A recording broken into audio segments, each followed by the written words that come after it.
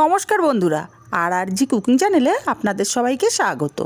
আজ নিয়ে হাজির হলাম নতুন আলুর হাঁড়িয়ালি দম রেসিপি নিয়ে, যেটা ভাত, রুটি, পরোটার সাথে কিন্তু খেতে অসাধারণ লাগে।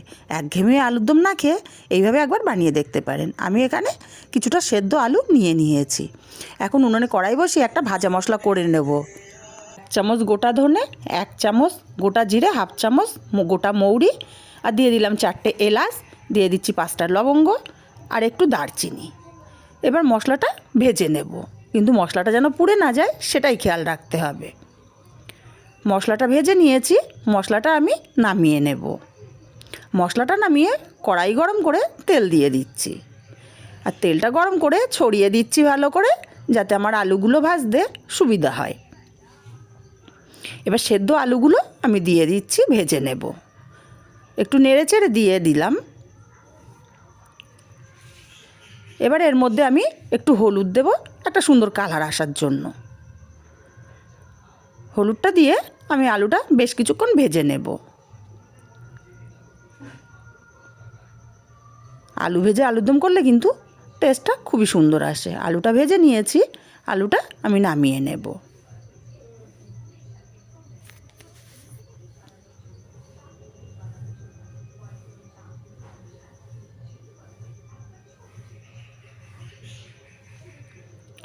আলুটা নামিয়ে নিয়েছি, এখন আমি একটা মশলা করে নেব। একটা বাটিতে আমি হাফ চামচ ধনের গুঁড়ো, হাফ চামচ জিরের গুঁড়ো, স্বাদ মতো লঙ্কার গুঁড়ো দিয়ে দিচ্ছি, আর দেব হাফ চামচ হলুদ গুঁড়ো, দেব 1 চামচ আদা বাটা। অল্প জল দিয়ে একটা পেস্ট তৈরি করে নেব।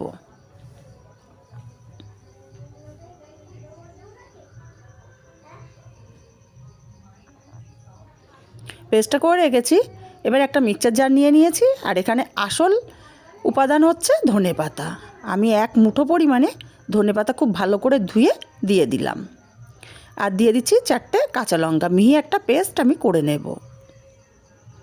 সুন্দর একটা পেস্ট তৈরি করে নিয়েছি।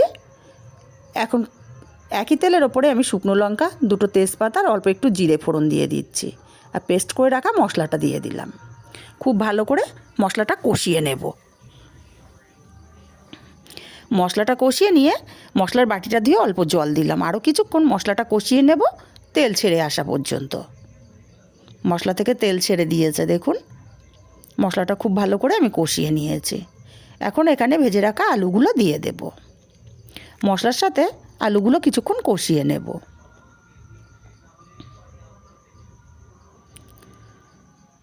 আলুগুলো বেশ কিছুক্ষণ আমি কষিয়ে নিয়েছি। এবারে এখানে আমি স্বাদ মতো লবণ দিয়ে দেব। আরও কিছুক্ষণ আমি আলুটা কষিয়ে নেব মশলার সাথে। মশলাটা খুব ভালো করে আলুর সাথে কষিয়ে নিলাম। এখন এখানে দিয়ে দেব ধনেপাতা আর কাঁচা লঙ্কার পেস্ট। আরও কিছুক্ষণ আমি কষিয়ে নেব আলুটা।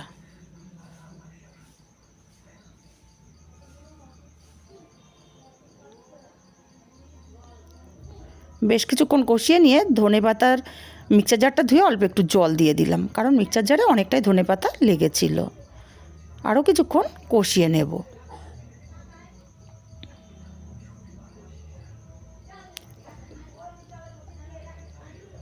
খুব ভালো করে আমার কষিয়ে নেওয়া হয়ে গেছে আলুটা। এবার এখানে জল দিয়ে দিলাম। এখানে খুব বেশি জলের দরকার হবে না, কারণ এই তরকারিটা মাখা মাখা হবে, কষা কষা। এখন দিয়ে দিচ্ছি 1 চামচ চিনি। এবার আমি 5 মিনিট তরকারিটা ফুটিয়ে নেব।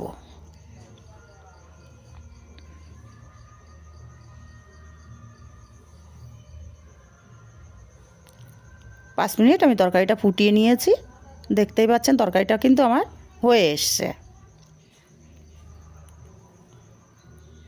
এই পর্যায়ে দিয়ে দেবো 1 চামচ ঘি।